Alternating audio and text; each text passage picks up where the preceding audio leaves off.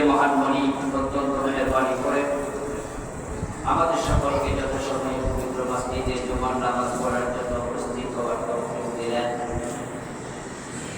যিনি মেহেরবানি করে আমাদেরকে সুস্থ রাখলেন, সেজন্য আমরা শুরুতে তাকে কৃতজ্ঞতা জানাই, শুকরিয়া জানাই, কালিমাতুশ শুকর করি আলহামদুলিল্লাহ। দুরূদ ও সালাম প্রিয় নবী, বিশ্ব নবী, সাইয়্যিদুল মুরসালিন, ইমামুনা, কুদওয়াতুনা, হাবিবুনা, সানাদুনা, তাবিবু কুলুবিনা, মুহাম্মাদুর রাসূলুল্লাহ সাল্লাল্লাহু আলাইহি ওয়াসাল্লামের প্রতি সাহাবায়ে কেরাম ও শুহাদায়ে ইযামের আ'লা ইল্লিয়িন আল্লাহ তাআলার কাছে কামনা করছি, আমিন। সম্মানিত দিনী ভাইরা, আমরা সূরা লাহাব নিয়ে কথা বলছিলাম। আবু লাহাবের পরিচয় আমরা খুব বেশি সকলে জানি। তিনি নবীজি সাল্লাল্লাহু আলাইহি ওয়াসাল্লামের আপন চাচা ছিলেন। ওনার নাম ছিল আব্দুল উজ্জা। আরব দেশের অধিকাংশ মানুষকে তারা মুক্তির নামের সাথে সংযুক্ত করে নাম রাখে। উজ্জা একটা মুক্তির নাম, আর মক্কার লোকেরা প্রতি পূজক ছিল, এই জন্য তারা ওই উজ্জার গোলাম হিসাবে পরিচয় দিতে তারা নিজেরা অনেকটা তৃপ্ত তৃপ্তি বোধ করত। এই জন্যই নবীজির দাদা তার নাম রেখেছেন আব্দুল উজ্জা। চেহারা ছিল অনেক সুন্দর।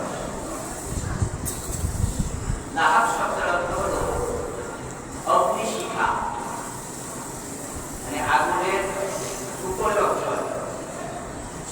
আগুন জ্বালাই উপরের অংশটা একটু হালকা লাল লাল মনে হয় না, আগুনের মূল বডিটা একটু হলুদ বর্ণের থাকে, তার জিহ্বাটা একটু হালকা লালচে,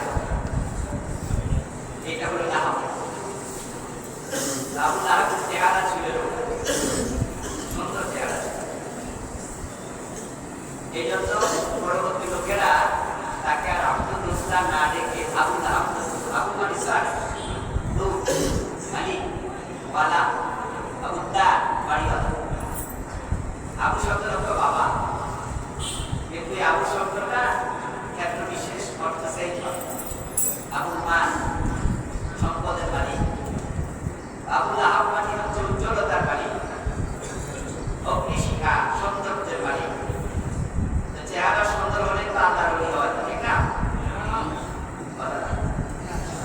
আমাদের দেশে তো পিক সিনার বড় আলাদা ছিল আগে, ওদের নুনটা নিছে। উনি যে খাঁটি ফ্রি, তাতে কোনো সন্দেহ নেই। আর যদি নবীর ওয়ারিস পরিচয় দেয় যে উনি তো রাসূলুল্লাহের বংশধর, তখন যদি সৈয়দ হওয়া লাগে, কালো হওয়ার নাকি প্রশ্ন কি? ওই যে চেহারা বুঝা যায় যে সৈয়দ না, এমন বুঝতে হয় কালা মানুষ কেমন সৈয়দ। এই সৌন্দর্যকে বেলায়াত সিনার মাধ্যমে বানানো হয়েছে। সুন্দর কালো বর্ণের উপর ডিপেন্ড করে কখনো আল্লাহ প্রিয় হওয়ার কোনো সুযোগ নেই। হযরত বেলাল রাদিয়াল্লাহু তাআলা উনি তো একবারে কালো মানুষ ছিলেন। যদি সৌন্দর্য বেলায়াতের শর্ত হতো, হযরত বেলাল তো আল্লাহর ওলি হওয়ার কোনো সুযোগ ছিল। যারা সিনেমায় অভিনয় করে, নাটক অভিনয় করে, সেখানে 90% সুন্দর, 10% অভিনয় দক্ষতায় হয়তো তারা নায়ক নায়িকা হতে পারে। কিন্তু যারা ইন্টারভিউ জগতে আছে, বাজে জগৎ, ওখানে নারী যারা আছে, নারীদের পুঁজিটাই হলো দেহ। সিনেমা নাটকে তাদের পুঁজিটাই হলো বডি। এই জন্য আমাদের দেশে যারা সিনেমা জগতে আছে, ওদেরকে প্রতিটা বা দেহ ব্যবসায়ী করলে কোনো গুণ হবে না, মানে গুণ হওয়ার কোনো সম্ভাবনা নেই। ওই জগতে সব প্রতিটা দেহ ব্যবসায়ী, দেহই তার মাধ্যম। শুধুমাত্র জগতে না, টেলিভিশন চ্যানেলে সংবাদ পাঠিকা কালো পয়সা করে সংবাদ যা আমাদের পড়ে শোনা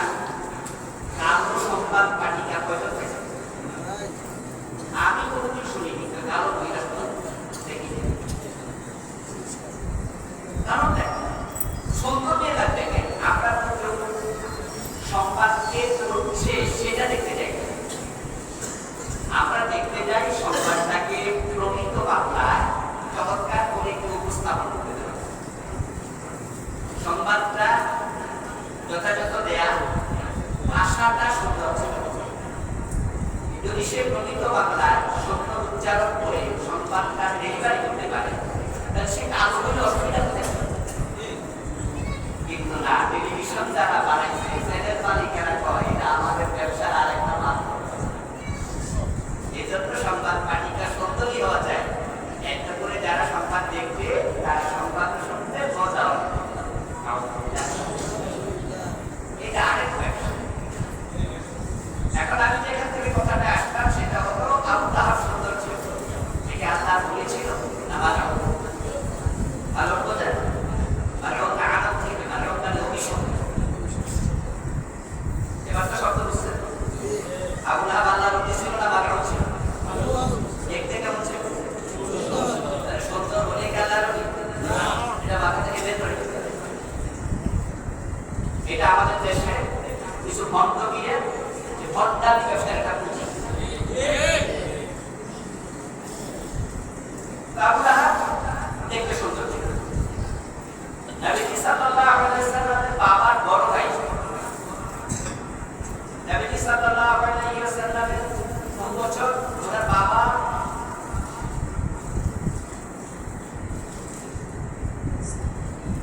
ওনার বাবার ভাইদের মাঝে হযরত আব্বাস রাদিয়াল্লাহু তাআলা নবীর বয়সে 2 বছরের সিনিয়র ছিলেন। আর আবু লাহাব ছিল আব্বাস রাদিয়াল্লাহু তাআলা আরো সিনিয়র। এই আবু লাহাব নবী সাল্লাল্লাহু আলাইহি ওয়াসাল্লামের জন্মগত দুশমন ছিলেন না, দুশমনই ছিল আদর্শ। বরং নবী সাল্লাল্লাহু আলাইহি ওয়াসাল্লাম জন্মগ্রহণ করেছেন যখন, তখন আবু লাহাব উনি মোটামুটি বয়স্ক মানুষ। নবীজির জন্মের খবর আবু লাহাবকে দিয়েছে ওনার এক দাসী, তার নাম ছিল সুয়াইবা। নবীজি জন্মের আগে বাবা নাই, মায়ের গর্ভে আসার কয়েক মাস পরেই আব্দুল্লাহ তিনি ইন্তেকাল করেছেন। এখানে আরেকটা কথা আপনাদের একটু বলে রাখি, নবীজির দাদা আব্দুল মুত্তালিব উনি এক ছেলের নাম রাখলেন আব্দুল উজ্জা, যার নাম আব্দুল্লাহ। অথচ নবীজির বাবার নাম রাখলেন আব্দুল।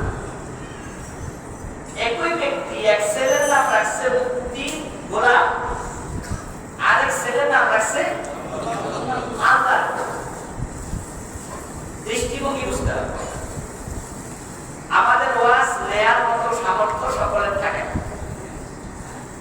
আলহামদুলিল্লাহ যাদের সামর্থ্য থাকে ওই লোকগুলো আমাদের আলোচনা শোনার জন্য আসে, দৌড়াই এখানে যাওয়া দরকার, কিছু বিষয় পাবো। আমরা যখন বলি নামাজ পড়বো অথচ মুশরিক, নামাজ পড়বো অথচ লোকটা কাফের, এমন সংখ্যা এই দেশে হাজার হাজার, তখন কিছু লোক এই ওয়াজের লোড নিতে পারে, বলে কি করে নামাজ পড়ে আবার বলে কাফের। আর একজন মানুষ মুশরিক হয় দৃষ্টিভঙ্গির কারণে, কাফেরও হয় দৃষ্টিভঙ্গির কারণে। তো যে ব্যক্তি এক ছেলের নাম রাখছে আব্দুল উজ্জা, ওই ব্যক্তি নিজের আরেক ছেলের নাম রাখলো আব্দুল্লাহ। ওটা দৃষ্টিভঙ্গি ছিল যে উনি আল্লাহকে পছন্দ করে, আবার উজ্জা লাত মানাত উজ্জা ওই মূর্তিকে উনি পছন্দ করে। উনি আল্লাহকে পছন্দ করে না, উনি আল্লাহকে ভালোবাসে, অবিশ্বাসও করে না, বিশ্বাসও করে। এই জন্য এক ছেলের নাম রাখছে আব্দুল্লাহ। আবার তিনি উজ্জা নামক মূর্তিকেও পছন্দ করে, উজ্জা নামক মূর্তিকেও ভালোবাসে। এই জন্য আরেক ছেলের নাম রাখছে আব্দুল উজ্জা। এবার আপনাদের কাছে বিচার করি, বিচারটা আপনারা একটু করে বলতে দেন যে আল্লাহর গোলাম ওসা নামক মূর্তিরও গোলাম, সে মুভমেন্ট না বসে এই দৃষ্টিভঙ্গি। সে যদি শুধু আল্লাহর গোলাম হতো তাহলে কি হতো?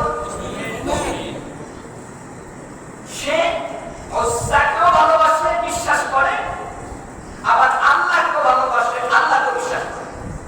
এই জন্য একসাথে দুদিকে হাত রাখছে, ইমান শেষ। আমাদের দেশে মসজিদে আসতে আল্লাহর আইন মানে, সংসদে আল্লাহর আইন মানে না, ব্রিটিশ আইন মানে। এই দুই জায়গায় হাত রাখছে এমন লোকের সংখ্যা এই দেশে কম না বেশি? 54 বছরে এই জাতীয় লোকের জানাতে ইসলামী আইন কায়েম হয় নাই। ওদের কারণে আল্লাহর আইন কায়েম হয়। এই দৃষ্টিভঙ্গির লোক সবগুলো মানে আল্লাহর আইন মানে, ব্রিটিশ আইন মানে। আদালত ব্রিটিশ আইনে চলছে, চলুন তাহলে চোদ্দকে হাত কাটা এসব ওয়াজ কি দরকার? চোদ্দরে জেলে দেবেন, ব্রিটিশ আইন বানাইছে, চলছে জানা করলে 100 বেদ লাগাইতে হবে, এটা কি কথা হইলো? বলা ভাইয়া যদি রাজি হইয়া কিছু পরে, বয়সে কিছু পরে, এরপরে যদি মাইয়া মামলা দেয় তাহলে তো আছে আদালত। একবার ইসলামী আইন লাগবে, কি দরকার? আবার এই লোককে মসজিদে ঢুকে ডান পা দিয়ে ঢুকে আল্লাহুম্মা ইফতাহলি আবওয়াবা, এই লোকটা আল্লাহু আকবার।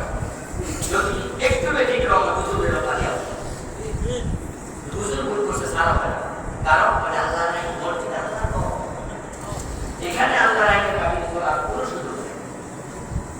তো মসজিদে আল্লাহর আইন, আদালতে ব্রিটিশ আইন। কখনো তুমি আব্দুল্লাহ, কখনো আব্দুর রাজ্জাক, ও যেমন মুশরিক তুমিও সমান মুশরিক। আল্লাহ কসম করে বলছি কোনো পার্থক্য নেই। তবে আমার এই পাঁচটা হাজারের ময়দানে গেলে দেখো, এখন তো দেখে গেল না, আপনি তো মুশরিক, এখন দেখার সুযোগ নেই। এই জন্য আমরা দাওয়াত দিই, কোন মহিলা বা আল্লাহ নবীজি বলছে তোমরা আল্লাহর গোলাম, তোমরা উজ্জার গোলাম করো না, অন্য তমকের গোলাম করো না। দৃষ্টিভঙ্গি পার্থক্য হবে, আপনি ইমান থেকে ছিটকে পড়ে যাবেন। তো নাম রেখেছে আব্দুর রাজ্জাক। তো ভাই তো মরে গেল, ভাতিজা ভাবির পেটে, ভাইয়ের বইয়ের পেটে। তার দেশের মানুষ স্বভাবত তারা সবাই স্বপ্ন দেখত তার ছেলে সন্তান হবে, কারণ তারা মেয়ে সন্তানকে পছন্দ করত। বরং আরব দেশের লোকেরা মেয়ে হওয়াটাকে লজ্জার বিষয় মনে করত। এবং কোরআন মাজিদে আল্লাহ তাআলা বলেছেন, যখন তাদেরকে নারী সন্তান উনসা, যখন নারী সন্তানের সুসংবাদ দেওয়া হয়, তখন তাদের চেহারা কালো হয়ে যেত।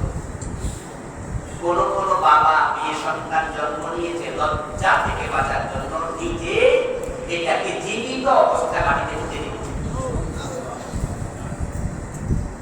এই জন্য আবু লাহাব সহ নবীজি দাদা বাবা সে আছে যে আত্মীয় স্বজন সবাই অপেক্ষা করছিল যে আমার ভাইয়ের বউ আমেনার পেট থেকে একটা ছেলে হবে।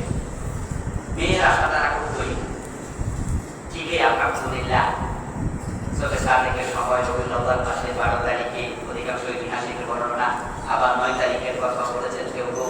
সকালবেলায় পৃথিবীকে আলোকিত করে মুহাম্মদ আব্দুল্লাহ সাল্লাল্লাহু আলাইহি ওয়াসাল্লাম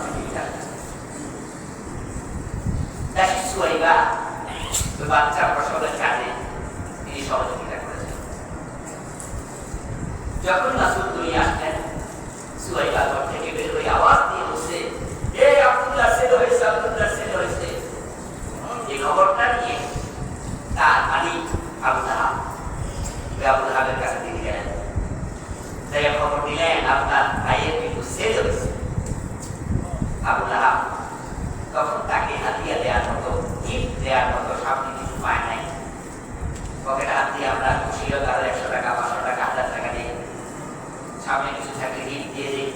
আবু লাহাব এত খুশি হয়েছে, গিফট দেওয়ার মতো কিছু না পাইয়া বলছে, এই খবর দেওয়ার কারণে তোমাকে আমি মুক্ত করে দিলাম, তুমি এখন আসাম। নবী মুহাম্মদের জন্মের খবর পেয়ে আবু লাহাব তার দাসী সুয়াইবাকে আসাম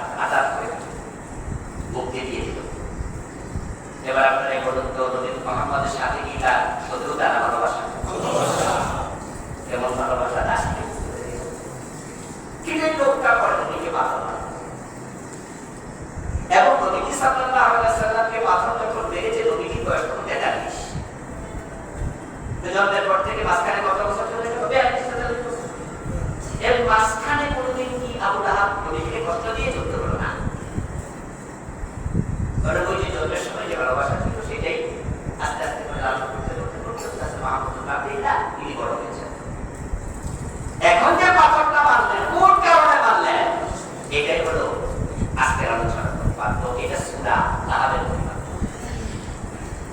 তাবাত ইয়াদা আবি লাহাব ওয়া তাব। আল্লাহ তাআলা এই আয়াতে কারিমায় সূরা নাযিল করলেন যখন নবী সাল্লাল্লাহু আলাইহি ওয়াসাল্লাম সাফা পাহাড়ে দাঁড়ায়া মুশরিক কালেমার দাওয়াত দিয়েছে। ইয়া আবু লাহাব তার ইন্তেকালের কিছুদিন পর, গত জুমায় পড়েছি, তার ইন্তেকাল হয়েছিল বদরের যুদ্ধের কয়েক মাস কিছুদিন পরে, অল্প কয়েকদিন পরে। আব্বাস রাদিয়াল্লাহু তাআলা তখন জীবিত, নবীজি চাচা। আবু লাহাবের ইন্তেকালের কিছুদিন পর আব্বাস মুসলমান, যিনি মুমিন, ইসলাম গ্রহণ করেছেন, তিনি স্বপ্ন দেখেন আবু লাহাব বিবশ অবস্থায় বসে আছেন। বিবশ অবস্থায় আবু লাহাবকে স্বপ্ন যোগে দর্শন পেয়ে জিজ্ঞাসা করলেন, কেমন আছো? আবু লাহাব জবাব দেন, ভালো নেই, আমি কষ্টে আছি, আমাকে আল্লাহ তাআলা জাহান্নামে ফেলে দিয়েছেন। তবে আমি প্রতি সপ্তাহে একদিন সোমবার একটু স্বস্তি পাই, জাহান্নামের আযাব হালকা করে দেয়া। সোমবারে জাহান্নামের আযাব হালকা করে দেয়া হয়? বলে হ্যাঁ, সেদিন আমি বাতিদা মুহাম্মদের জন্মে খুশি হয়েছি, আমার দাসীকে মুক্ত করেছি। ওই দিনের ওইটুকু অবদানের কারণে আল্লাহ সেদিন আযাব কমাইয়া দেয়। আব্বাস এই আবু লাহাব নবীর সাথে এত বেশি পরিমাণ দুশমনি করছে, মক্কার অন্য লোকেরা এত বেশি দুশমনি করেনি। নবী সাল্লাল্লাহু আলাইহি ওয়াসাল্লামের বাড়ি ঘরটা একই বাড়ির মানুষ ঘর আবু লাহাবের ঘরের পাশে ছিল, একবারে নিকট ছিল। আমাদের দেশেও তো যারা আমরা 2 ভাই 3 ভাই 4 ভাই এরকম আমরা যারা আছি, আপনার চাচারা 2 ভাই 3 ভাই, আপনাদের ঘরগুলো কাছাকাছি না? এতটাই কাছাকাছি হয় যে এক ঘরের পানি কিন্তু তার ঘরের সাথে পড়ে। তো যেহেতু উনি আপন চাচা, তো এজন্য আব্দুল মুত্তালিবের যে জায়গা জমি ছিল, বাড়ি ছিল, হয়তো বলছে যে আব্দুল্লাহ তুমি এখানে ঘর বানাও, আব্দুল্লাহ তুমি এখানে বানাও, একবার পাশে ঘর চাইছি। কিন্তু নবীর সাথে যখন দুশমনি করে, কাছের লোক দুশমনি করলে কষ্ট বেশি হয়। তাহলে ইসলামীতে পাওয়া যায়, ইসলামের ইতিহাসে বিভিন্ন বইতে পাওয়া যায় যে আবু লাহাব তার ঘরে যখন মুরগি জবাই হতো, ছাগল জবাই হতো, তখন মুরগির ইস্টা, মুরগির যে নাড়ি বুড়ি আছে, ছাগলের নাড়ি বুড়ি গুলা রাসূলের বারবার এবং তার স্ত্রীর নাম ছিল উম্মে জামিল, নবীজির আপন চাচী। এই মহিলাও ছিল তার স্বামীর চেয়ে আরো ছোট। এই জন্য সূরার মাঝে কিন্তু আল্লাহ তাআলা মহিলার কথা আমরাতু মুহাম্মাদাল হাক্কাব, আমরাতু তাসদি। এই উম্মে জামিল, এই মহিলা নবীজি ঘর থেকে বের হয়ে ওই যে বুড়ি কাটা দিত, এটা যেটা কথা কিন্তু প্রচলিত আছে। এখানে বুড়ি বলতে আসলে উম্মে জামিল। যদি আমরা ইতিহাসের কিছু কিছু মাকে দূরে চলে যাই, এটা তায়েফের ঘটনা বলা হয়, এটা তায়েফের ঘটনা নয়। কারণ তায়েফে গিয়ে নবী সাল্লাল্লাহু আলাইহি ওয়াসাল্লাম কোনো জায়গায় বসতি করেন নাই। আর মা হালিমার বাড়ি তায়েফে, নবীজি তখন নবুয়ত পান নাই। তো কাটার প্রশ্ন তায়েফে আসবে কেন? আপনারা যারা একটু বোঝেন, চিন্তা করেন, তাহলে চিন্তা করার দিন। নবীজি তো মা হালিমার বাড়ি তায়েফে, তবে তায়েফে যে বুড়ির বাড়ি নামে চিহ্নিত একটা জায়গা আছে, সেখানে আমি গিয়েছি, আপনারা তো গিয়েছিলেন। সেখান থেকে নবীজির জন্মস্থান যেটা, সেটা আরো কমপক্ষে 50 কিলোমিটার দূরে, ওটা একবার গ্রামে। আর তায়েফের রাস্তার পাশে যে বুড়ি মহিলার ঘর হিসেবে চিহ্নিত করা জায়গা, যে নবীজিকে পাথর দিত এই বুড়ি মহিলা, তো নবীজি তো জন্ম নিলেন সেখান থেকে 50 কিলোমিটার আরো দূরে। আর সেখানে তো মা হালিমার ঘরে ছিলেন 5 বছর বয়স পর্যন্ত। 5 বছর বয়সের পরে তো তিনি মক্কায় চলে আসেন। তাহলে ওখানে কি রাসূলের পথে কাঁটা দেওয়ার কোনো প্রশ্ন উঠতে পারে? কারণ তখন তো নবুয়তের পরে 3 বছর আগে হবে, তো কাঁটার তো প্রশ্ন ওঠে না। এবার পরে নবীজি যখন সাল্লাল্লাহু আলাইহি ওয়াসাল্লাম নবুয়তের 10ম সনে তিনি ওই যে ইবনে আবি তালেবের জেলখানা থেকে মুক্তি পেলেন 20-25 বছর আগে। মুক্তি পাওয়ার পর তিনি দাওয়াত নিয়ে তায়েফে গিয়েছেন, যেখানে পাথর মারা হয়েছে। তো নবীজি তায়েফে যাওয়ার পর সেখানে কি বাড়ি বাড়ি তো বানাইছিল? যাওয়ার পর এটাও বলছে লা ইলাহা ইল্লাল্লাহ ওয়া পাথর মারা। তো সেখানে কাটা প্রশ্ন সেখানে তো বাড়ি তো বানায়। আর আপনারা তো শুনেছেন নবীজি চলার পথে কাটা নেই। তো নবীজি সেখানে চলার পথ কোথায়? আসলে তো সেখানে ঘর নাই, বাড়ি থেকে তাও এই জন্য আসলে কাটা সরকারি দায়িত্ব নয়। বরং নবীজি সাল্লাল্লাহু আলাইহি ওয়াসাল্লামের পথে কাটা দেওয়ার ঘটনাটা যদি সত্য হয়, সেটা উম্মে জামিল বলেছিল। নবীজির পাশে ওনার আপন চাচি মমরাতু হাম্মালা। এই মহিলা শুধু নবীজির পথেই কাটা দিত না, নবীজির ঘরে ওদের মিষ্টা নারীগুলি ফেলত না, সাগরের নারীগুলি ফেলত না। আরে যে বুখারীতে পাওয়া যায়, একদিন উম্মে জামিল নবীজির ঘরে বেশি পরিমাণ ময়লা ফেলছে। যেদিন নবীজি ঘরে ছিলেন, মা খাদিজার ঘরে ময়লা ফেলেছে। নবীজি সাল্লাল্লাহু আলাইহি ওয়াসাল্লাম একটা কাঠ টুকরা লাঠি টাইপের কিছু হাতে নিলেন, হাতে নিয়ে ওই ময়লাগুলো বালতিতে ফুটা মারলেন, ফুটা মেরে ধরে হতে পারে সাগরের মিষ্টা, সাগরের নারীগুলি। নবীজি এইভাবে তোলা দিয়ে ধরে ঘরের দরজায় দাঁড়িয়ে বলতেছে, ও হাসমের লোকেরা, ও আমার বাবার ছেলে, দাদার ছেলেরা, আমার আপনজনেরা, এই বুঝে আত্মীয়তার সম্পর্ক, তোমরা আমার ঘরের মাঝে ময়লা ফেলো, নারী ফেলো, এই বুঝে আত্মীয়তার সম্পর্ক। আমি তোমাদের ভাতিজা, তোমাদের আপনজন, আর আমার ঘরে ময়লা ফেলতেছে। নবীজি বড় কষ্ট পেয়েছি তাদের আচরণ। একদিন নবীজি সাল্লাল্লাহু আলাইহি ওয়াসাল্লামের বিরুদ্ধে ওই মহিলা সবসময় লেগে থাকত, এবং সে সবসময় কাঁধের মাঝে বা হাতের মাঝে একটা কাষ্ঠ টুকরা, কাষ্ঠখণ্ড, একটা লাঠি সে বহন করে বেড়াত। এটাই হাম্মালাতুল হাতাব বলা হয়েছে, কাঠ বহনকারী। তো সে কাঠের টুকরাটা নিজের কাঁধে রাখতো, হাতে রাখতো, আর মানুষকে বলে বেড়াতো, আব্দুল্লাহ টাকা মোহাম্মদ যদি আমার সামনে কোনোদিন আমাদের মুক্তির বিরুদ্ধে কথা বলে, সেই কাঠ দিয়ে আমি তার মাথা কাটাবো। এই জন্য আমি কাঠটা কাছে রাখি। হাম্মালাতুল হাতাব, আল্লাহ সেটা স্মরণ করেছে, যে কাষ্ঠ বহনকারী নারী সাইয়াসলা নারা, অচিরে কোথায় ঢুকবে? জাহান্নামে। জাবলাহা জাবলাতি জাহান্নাম। এমনই একদিন নবীজি সাল্লাল্লাহু আলাইহি ওয়াসাল্লামকে বুঝতে হলো, হয়তো হতে পারে মুক্তির বিরুদ্ধে কোনো আয়াত নাযিল হয়েছে। কারণ কোরআনে তো কুফরের বিরুদ্ধে, শিরকের বিরুদ্ধে অসংখ্য আয়াত। মহিলা এই আয়াত যখন কারণ থেকে শুনলো যেটা কোরআনের আয়াত, মুহাম্মদ সাল্লাল্লাহু আলাইহি ওয়াসাল্লাম বলেছে এটা কোরআনের আয়াত, তখন মহিলা বলতেছে, এমন আয়াত যে প্রচার করে তার মাথা আমি ফাটাইতে পারবো। নবীজিকে বুঝতে পেরেছে। ঘরে কি খবর নিল? ঘর থেকে বলা হলো তিনি করে নাই। তো মহিলা বলছে, তাহলে যাবে আর কোথায়? নিশ্চয়ই কাবার আশেপাশে কোথাও আছে।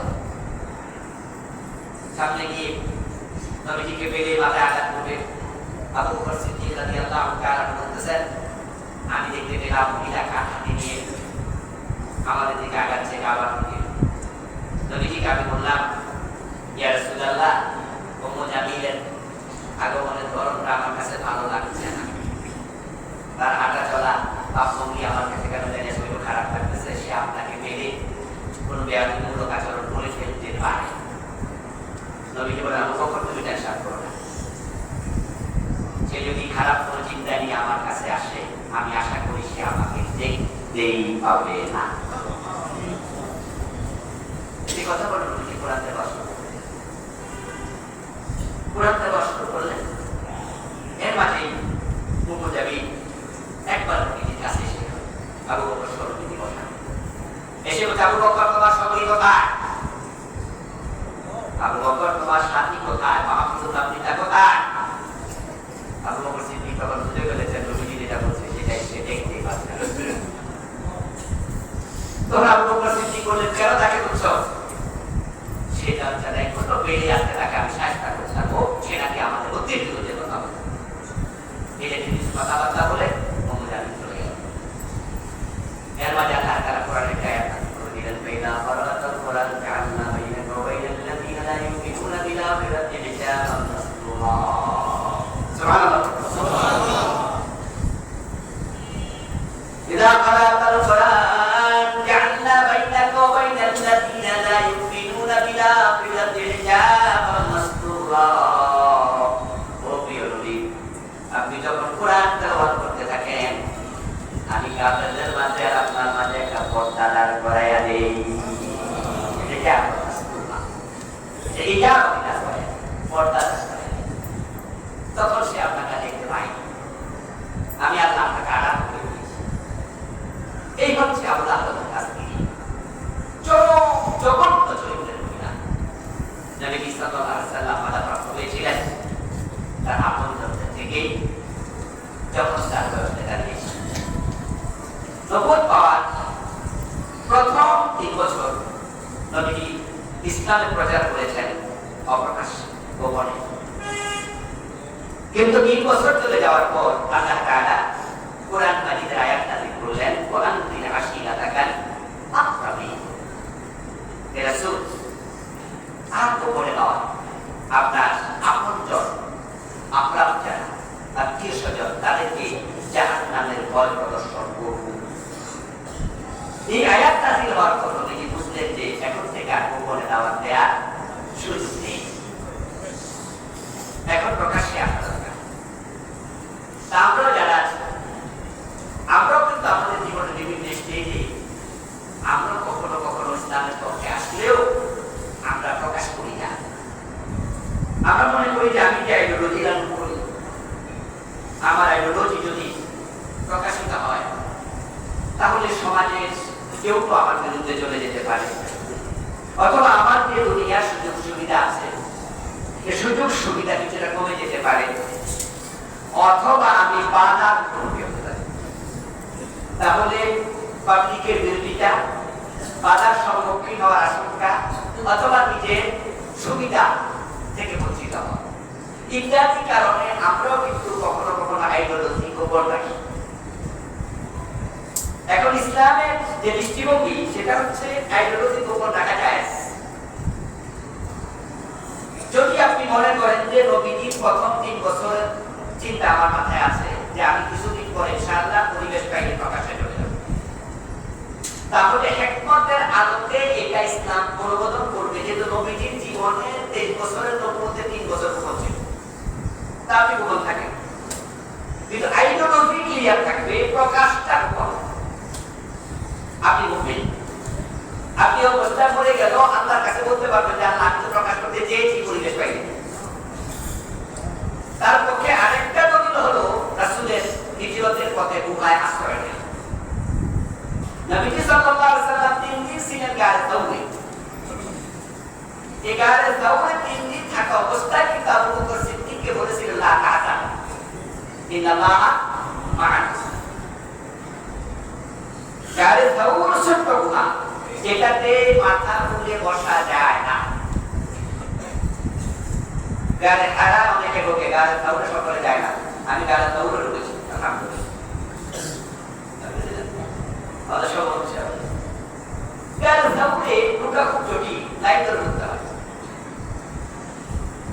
এবং সেখানে মাথা তুলে বসার জায়গা নেই, এত ছোট।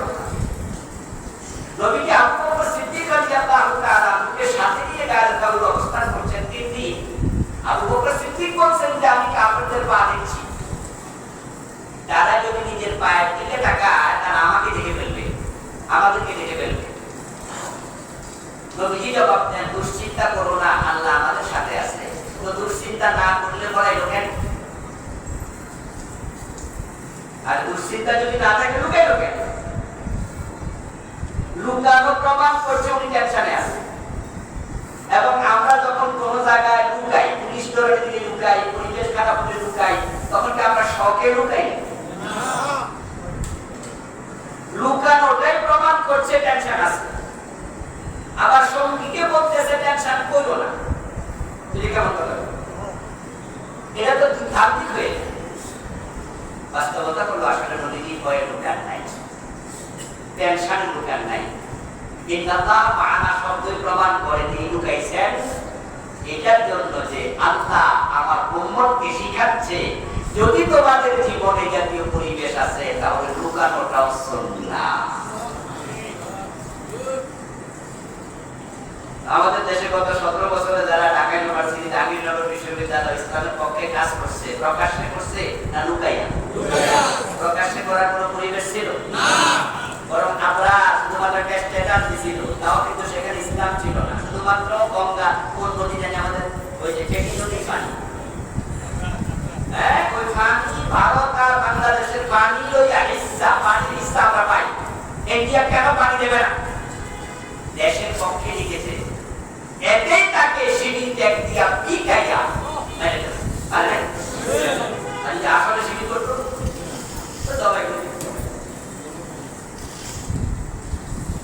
আমরা এক কাছের লোক থেকে আমি খবর নিয়েছিলাম এই কিছুদিন আগে, হয়তো 1-1.5 বছর হবে। আমরা খুব বিপদের লোক, আমি জিজ্ঞাসা করলাম আসলে কি আমরা সিঁড়ি করতো? বললো না, আমরা সিঁড়ি করে না, কেউ করে না, বাবা করে না, ভাইও করে না, তার ভাই একটা করে ওদের ফ্যামিলিতে আসলে সিঁড়ি নেই, অথচ মার্চের সিঁড়িতে সে সিঁড়ি ছিল না, দেশের পক্ষে ছিল। আর দেশের পক্ষে থাকলে যদি মাইর খাওয়া লাগে, সিঁড়ি হলে তো হত্যা যায়। তো ওখানে প্রকাশ্যে ইসলামের কাছে দাঁড়িয়ে রাখি করে টুপি মাথায় দিয়ে জাহাঙ্গীরনগরে টাক করে দিচ্ছে, কাপড় দিয়ে। তাহলে এখন প্রশ্ন হলো, লোকেরা যে গোপনে ইসলামের কাজ করছে, আপনি মুক্ত বলে গালি দেবেন? খারাপ বলবেন? নবীজি যে ঢুকাইছে এই জন্য যেন এটা ইসলামের আমলে হয়। আমরা যদি জীবনে কখনো এমন পরিবেশ আছে আমরা ঢুকাব। এবার বলুন তো, সারা জীবন ঢুকে আছে ওখানে 3 বছর আর এখানে 3 দিন, এরপরে কিন্তু প্রকাশিত হয়েছে। এই জন্য আইডিওলজি এখান থেকে নেবেন। আপনি যে ইসলামকে ফলো করেন সেটা চিরদিন লুকায় রাখা উচিত না, আপনাকেও সাহস নিয়ে প্রকাশিত হওয়া লাগবে। তবে 2-4 দিন লুকায় থাকে বেশি। অনেকে আছে এমন লুকাইছে, ডুব দিছে আর ওঠে না। যে কয় না আপনারা যেটা চান আমরাও সেটা চাই, তো চাইলে বলেন না কেন? কয় না, সব কি আর পাওয়া যায়? আস্তে আস্তে আস্তে কইতে কইতে বলে গেল আপনি no risk no gain, no risk no gain। নবী সাল্লাল্লাহু আলাইহি ওয়াসাল্লাম কিন্তু রিস্ক নিয়েছেন জীবনে, এমন কিছু রিস্ক যেটা কল্পনাতীত, আবার তিনি লুকিয়েছেন। তো প্রথম 3 বছর যাওয়ার পর আল্লাহ বললেন এখন আর গোপনে নয়, এখন কি নবী সাল্লাল্লাহু আলাইহি ওয়াসাল্লাম করেন পাশে সাফা পাহাড়, মক্কা অনেক দূরে, কাবা অনেক দূরে, সাফা পাহাড়, মারওয়া পাহাড়, যেখানে আমাদের সময় আমরা এখন সাইড করি। নবী সাল্লাল্লাহু আলাইহি ওয়াসাল্লাম সাফা পাহাড়ে গিয়ে দাঁড়ালেন সকালবেলা, একবার ভোরবেলা। ভোরবেলা সাফা পাহাড়ে দাঁড়ালেন, দাঁড়িয়ে তিনি হাতের মাঝে এক খণ্ড কাপড় নিলেন। হাতের মাঝে এক খণ্ড কাপড় নিয়ে কাপড়টা এইভাবে নাড়া দিলেন আর বললেন ইয়া সাবাহা ইয়া সাবাহা ইয়া সাবাহা। বাংলা হলো সকাল সকাল সকাল, সকালের ভয় প্রদর্শন করছে। কোন কোন ঐতিহাসিক বলছেন, নবীজি বলছেন আনা কান্নাযিল উরিয়া, আমি কাপড় নিয়ে ভয় প্রদর্শনকারীর মতো ভয় প্রদর্শন করছি। আমি তোমাদেরকে সকালবেলায় একটি কঠিন দুঃসংবাদ দিচ্ছি। এরকম একটা আওয়াজ এই সাফা পাহাড়ে দাঁড়িয়ে করলেন। তো যেখানে বাড়িঘর কম থাকে, লোকের বসতি কম থাকে, সেখানে কিন্তু মুখের আওয়াজ অনেক দূর। একসময় কিন্তু এই যে মন্দিরের মাইক আদান দেয় না, 1 মাইল 1.5 মাইল দূর থেকে মানুষ, এখন তো আধা মাইল লাগে। তো যেহেতু মক্কাতে মানুষের বসতি খুবই কম ছিল, এই জন্য তিনি পাহাড়ে দাঁড়িয়ে স্পিকার দিয়েছেন, আওয়াজটা সকালবেলা তো আরো শুনশান নীরবতা, এই জন্য আওয়াজ পৌঁছেছে ভালো, যার কারণে আওয়াজ গেছে সে দৌড় মারছে। কারণ এটা আরব দেশের কে প্রচলিত রীতি। আপনারা জানেন যে আরব দেশে মারামারি, গিলাগিলি, যুদ্ধ এগুলো তাদের ইজি ব্যাপার ছিল। বিনা কারণে এক উত্তরের পথের উপরে হামলা করতো, আর আরব থাকলে তো কোনো কথাই নেই। ওদের বাদে সিস্টেম চালু ছিল। এখন তো মাইক আছে, এরপরে মোবাইল আছে, আর কত মাধ্যম আছে, মানুষ জানায় দেয়। তৎকালে কিন্তু আসলে ছিল না, তাই তারা পাহাড়ে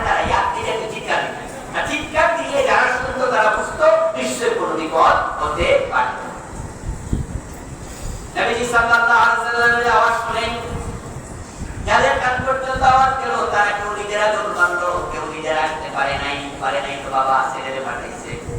এই দেখো কিসের দুঃসংবাদ শুনে আসতো। মাশাআল্লাহ ভালো লোক আছে, তোর দুইটা তিনটা চল্লিশটা পঞ্চাশটা এরকম অসংখ্য লোক আছে। তারা এসে দেখে যে আজকে যে লোকটা দুঃসংবাদ দিচ্ছে এই লোকটা তো আমাদের খুবই পরিচিত, আমাদের আব্দুল্লাহ সিলালামি আসসাদি। সবাই বলতেছে আরে তুমি আবার কিসের দুঃসংবাদ দিচ্ছ?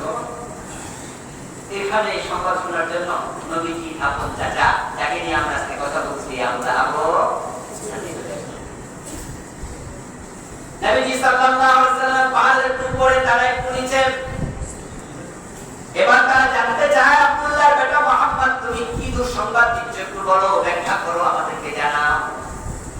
নবীজি সাল্লাল্লাহু আলাইহি ওয়াসাল্লাম বলতেছেন আমি যদি তোমাদেরকে বলি এই পাহাড়ের পিছনে অনেক শত্রু সৈন্য তোমাদের উপর আক্রমণ করার জন্য জড়ো হয়েছে, তোমরা সেটা বিশ্বাস করবে কিনা আগে সেটা বলো।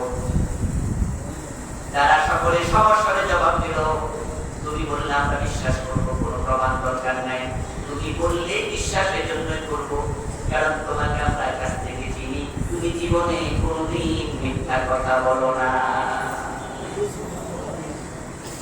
এই জন্য আমরা তোমার নাম দিয়েছি আসসাদিক, তুমি সত্যবাদী। তো তুমি বলো, বললে বিশ্বাস করো, কি বলতে চাও বলো, সময় নষ্ট করো না, শোনার জন্য আমরা প্রতিদিন। তাদের সাক্ষ্য নিলেন নবীজি, নিয়ে আবার বললেন কুলু লা ইলাহা ইল্লাল্লাহ।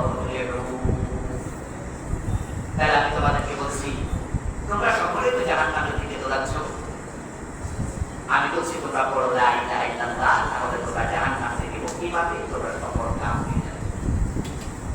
তোমরা যে মূর্তির পূজা করছো, যে মূর্তির পূজার মাধ্যমে তোমরা জাহান্নামে যাচ্ছ, লা ইলাহা ইল্লাল্লাহ তোমরা বলে দাও যে আল্লাহ ছাড়া কোনো ইলাহ নাই। তোমরা ভাবছো 360 খোদা, আজকে আমি ঘোষণা করছি আল্লাহ কয়জন? লা ইলাহা ইল্লাল্লাহ শুধু একজন আছে।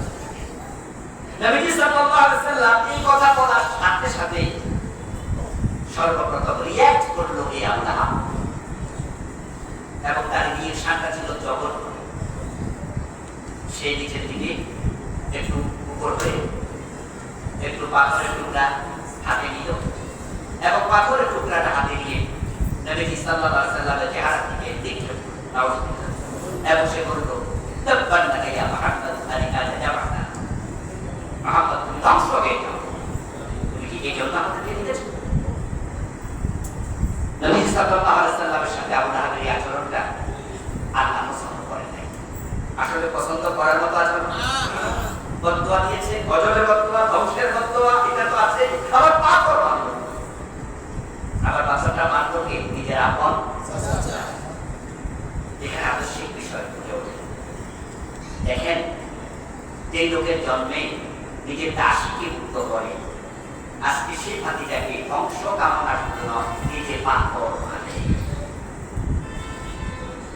ইসলামের বিরোধী যারা হয় তারা গোপাল পড়া, তারা আপন যন্ত্র সেট দেয় না। এজন্য দুনিয়া এবং শিরক, কুফর, ফিসক এগুলো মানুষের অন্তরে কালো করে ফেলে, তখন তাদের চোখে তারা হক আর দেখতে পায় না। আবু লাহাব নিজেকে বদদুয়া দিয়ে পাথর মারল। নবীজি সাল্লাল্লাহু আলাইহি ওয়াসাল্লাম সর্বপ্রথম বাধার মুখোমুখি হলেন আপন চাচার প্রতি, তারপরে এবার বাকি সময়টা কেটেছে, বাকি 10 বছর শুধু বাধা বাধা বাধা, 3 আর 10 13, এক পর্যায়ে নবীজি মক্কায় থাকার মতো অবস্থা নাই, উনি হিজরত করতে বাধ্য। এখন নবীজি এসে বদদুয়া দিল, দেওয়ার পর নবীজি আর প্রতিক্রিয়া দেখালেন না, তিনি ধৈর্য ধরলেন। কিন্তু আল্লাহ তাআলা সূরা লাহাব নাযিল করে নিজে প্রতিবাদ করলেন যে না, আমার নবী মুহাম্মদ ধ্বংস হবে না। তাব্বাত ইয়াদা, যে হাত দিয়ে কি পাথর নিক্ষেপ করেছে, দুই হাত ধ্বংস হবে। এটা বাদাসা, তুমি নিজে ধ্বংস। আচ্ছা, এখন যে আবু লাহাবের ব্যাপারে আয়াত নাযিল হলো, সূরা নাযিল হলো, পুরাটাই তার মৌজুদটা। এই সূরা শুনলে আবু লাহাব খুশি হবে না বেজার শত্রুতা কমাবে না বাড়বে তো নবীজি এই টাইমে মক্কা এই সূরা প্রকাশ করার ঠিক আর আল্লাহ তাআলা সূরা নাযিল করার টাইম আর পাইল এই টাইম এমনি বেড়া কথা তারপরে নবীজি রাস্তাতে দাওয়াত দিলেন এই দাওয়াত কি আর কখন থাকলো এখন তো এটা প্রচার হয়ে যাবে মক্কায় তাহলে 360 মূর্তি যারা পূজা করে তারা সকলে সমান মূর্তি দিয়ে দেখাতে পারে নবীজি বিরোধিতা করবে এই জায়গাটা তাই হয়েছে নবীজি সাল্লাল্লাহু আলাইহি ওয়াসাল্লাম দাওয়াত তো 3 বছর পরে দিয়েছেন এখন গোপনে দাওয়াত দেওয়ার কারণে যে লোকগুলো এই 2-3 বছরে আবু বকর হযরত আলী খাদিজা সায়েদ আরো যারা মুসলমান এই 2.5 বছর এই লোকগুলো যে নবীজির সাথে চলে ফিরে একসাথে গল্প করে এগুলো কি কাফেরদের চোখে পড়ে নাই তো কাফেররা আজকে যখন প্রকাশ্যে যাইয়া ফেলছে তাদের বুঝতে তো কষ্ট হয় নাই ও আগে বুঝি গোপনে একটা দল থাকাইছে আর ওই দলে যে আবু বকর আছে বেলাল আছে ওই দলে যে যায়েদ আছে আলী আছে কাফেররা বুঝতে সামান্য কষ্ট হওয়ার কথা সবাই জানে এবং তখনই ওই পরিবেশটা উত্তপ্ত হয়ে গেল যে হযরত বেলাল রাদিয়াল্লাহু তাআলা কে তারা গলার মাঝে রশি লাগিয়ে টানতে শুরু করল এবং রাসূলের সাথে যারা ঈমান আনছে আমার পরিবার আমার ইয়াসার রাদিয়াল্লাহু তাআলা ওই আমার পরিবারের উপর অত্যাচার শুরু করে দিল এবং অত্যাচারের মাত্রাটা এত জঘন্য ছিল যে তারা ভেবেছিল যে অত্যাচার থেকে নতুন করে কেউ কালেমা পড়ার সাহস যেন আর না করে এই জন্য অত্যাচারের মাত্রাটা এত বাড়াইছে এবং এতটা ক্ষুব্ধ হয়েছে যে আমার পরিবারের সদস্য সুমাইয়া রাদিয়াল্লাহু তাআলা আবু জেহেল ওনার কাছে গিয়ে যখন শুনেছে যে সুমাইয়া কালেমা পড়ছে আবু জেহেলের হাতে ছিল একটা বর্শা সে ওনার লজ্জাস্থান বরাবর বর্শাটা এইভাবে নিয়ে জায়গায় কথা এবং ইয়াসারের পরিবারের যে কজন সদস্য ছিল তাদের সকলকে পিটাইয়া হাত পা বেঁধে মরুভূমির উত্তপ্ত এ নদীর উপরে বালিকা রাশিতে শোয়া আছে খালি এমন পরিবেশ কঠিন অবস্থা নবীজি সাল্লাল্লাহু আলাইহি ওয়াসাল্লাম সেখানে যাচ্ছিলেন আর ইয়াসার পরিবারের সদস্যরা হাত পা বাঁধা কারো কারো মুখের উপর পাথর পর্যন্ত চাপা নিয়ে যে অবস্থায় পড়ে আছে কিন্তু নবীজি সেখানে তাদেরকে সহযোগিতা করার মতো কোনো অবস্থায় ছিল না নবীজি সাল্লাল্লাহু আলাইহি ওয়াসাল্লাম সেখান দিয়ে যাওয়ার পথে বললেন সাবরান আলা ইয়াসার ইন্না মাউইদাতুহুম জান্নাহ ওই ইয়াসির পরিবারের সদস্যরা তোমরা ধৈর্য ধরো তোমাদের উপকার করার কোনো সামর্থ্য আমার নাই আমি নবী মুহাম্মদ তোমাদের সকলের জন্য জান্নাতের ওয়াদা দিয়ে গেলাম পরিস্থিতি যদি ঠিক তখনই সূরা আল্লাহ দুইটা করে নাযিল করলেন এখন নবীজি ভাবতে পারতেন আচ্ছা এই মুহূর্তে সূরা লাহাবটা শোনাইলে পরিস্থিতি আরো খারাপ হয়ে যাবে ঠিক আছে আপাতত সূরা লাহাবটা গোপন রাখি তো সূরা লাহাব যদি নবীজি গোপন রেখে দিতেন কোন সাহাবী কি টের পাইতো সূরা লাহাব নাযিল হয়েছে কারণ কোরআন তো লিখিত নাযিল হতো না আগেকার কিতাবগুলো কিন্তু লিখিত নাযিল হয়েছে তাওরাত তো নাযিল হয়েছে সরাসরি কাসের ফলকে তখতিতে হযরত মুসা আলাইহিস সালাম তাওরাত কিতাব পাহাড় থেকে কাঁধে করে নিয়ে এবং তিনি কাঁধে করে কাসের ফলকে লেখা তাওরাত উনি সেটা কাঁধে করে নিয়ে এসে যখন দেখলেন যে বনি ইসরাইলের লোকেরা গরু বাছার পূজা করতেছে কোরআন শরীফ আল্লাহ তাআলা আয়াত নাযিল করেছে ওয়া আল আলওয়া ওয়া আখাযা বিরাসি আখিহি ইয়াজুরুহু ইলাইহি আল্লাহ তাআলা বলেন যে মুসা এমন খেপে গেলেন যে তিনি তার কাঁধের তক্তিগুলো ছুঁড়ে ফেলে দিলেন ওয়া আলকা আল আলওয়া لوح معقول شنو هي لوح كفاري تكتي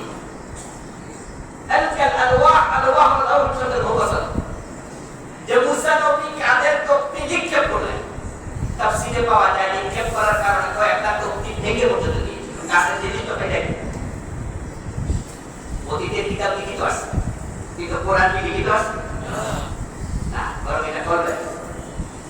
কলবে যখন নাজিল হয় তখন কি করে গিয়েছে। তো নবীজি কলবে রেখে দিলে সাহাবারা নামতো না, আবু লাহাব খেতো না। মদিনা হিজরতের পরে পরিবেশ ভালো, ওখানে বসে রাসূল বলতে পারতেন যে আমার কাছে কিন্তু মক্কাতে একটা সূরা ছিল, আমি এটা বই নেই, কিন্তু এখন পরিবেশ আছে তাবা দিয়ে রাখলাম। ঠিক না? নবীজি যখন প্রেসিডেন্ট হয়ে গেলেন মক্কায়, তখন মদিনা তখন তো তিনি অনেক শক্তিশালী। তো উনি সূরা লাহাব উঠে আসছিল না মক্কাতে প্রকাশ করছিল। আমরা তো পরিবেশ ভালো পাইলে কই, ভালো না পাইলে কই না। আমরা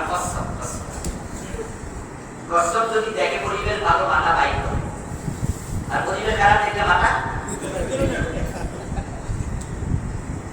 আমাদের ইসলাম অনেকটা কষ্ট থেকে, আমরা যখন পরিবেশ ভালো পাই তখন সবাই বলে কথা, পরিবেশ খারাপ হলে শুনতে না ওখানে বলে বলতে চলে যাবে। হুজুরকে বলে দেয় হুজুর আপনি আমাদের বডিতে ক্ষতি হবে, রাজনীতি বাস করতে পারবেন। হুজুর বলে জি আমার সত্য বস্তি রাজনীতি করবেন। এখন হুজুর এই মিম্বারে বসে সব ওয়াজ করে, রাজনীতির ওয়াজ করে না। হুজুর তো ইমামতি লইছে শর্ত দিয়ে। নবীজির ইসলামে কি রাজনীতি ছিল না? এটা লুকাই রাখেন। নবীজির ইসলাম অর্থনীতি আছে, সমাজনীতি আছে, বিবাহ নীতি আছে, শিক্ষা নীতি আছে। নবীজির ইসলামে তো রাজনীতি আছে। তো তোমার তো বলা দরকার ছিল যে আমি বৈষয়িক রাজনীতি করি না, কিন্তু নবীজির রাজনীতি আমি মসজিদে মিম্বারে করব, তোমরা রাজি না হলে এই মসজিদে আমি ইমামতি করব না। এখন আমরা সব আলেমরা যদি একটু চিন্তা করি, তাহলে মসজিদ কমিটি যারা এবার আছে তারা বলবে সব হুজুর এক কথা করবো, কি আর করবো, ঠিক আছে হুজুর কইয়া রইয়া সইয়া কইয়া। কিন্তু আমরা হুজুররা কি কইলাম যে না না আমি রাজনীতি তার কাছে। এখন এমন হুজুর পেয়ে গেলেন যে হুজুর কষ্ট,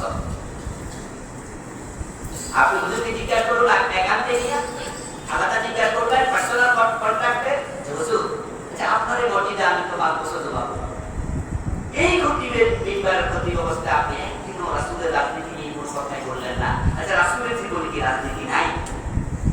এটার সাথে সাথে হুজুর বললে কি যে রাসূল 10 বছর প্রেসিডেন্ট,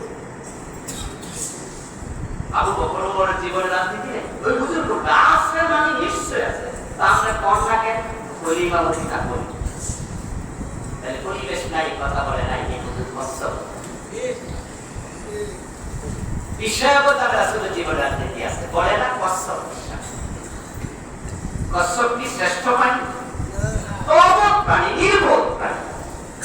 ওই কসম জান্নাত পাবে না, জান্নাত মুমিনের জন্য, আর মুমিনের চরিত্র কসমের চরিত্র হতে পারে না। আমার রাসূল সূরা লাহাবকে লুকান নাই, বরং তিনি শুনিয়ে দিলেন। শুনিয়ে দেওয়ার কারণে মক্কার পরিবেশ আরো উত্তপ্ত হয়ে গেল। কঠিন আবু লাহাব কমে গেলেন, আব্দুল্লাহ বেটা মুহাম্মদ মক্কার আগে কেমন আমি দেখতে পারব। আসলে তাই হয়েছিল। আহারি মক্কার পরিবেশটাকে নবীজির বিরুদ্ধে এমন ভাবে পিছিয়ে তুলেছে।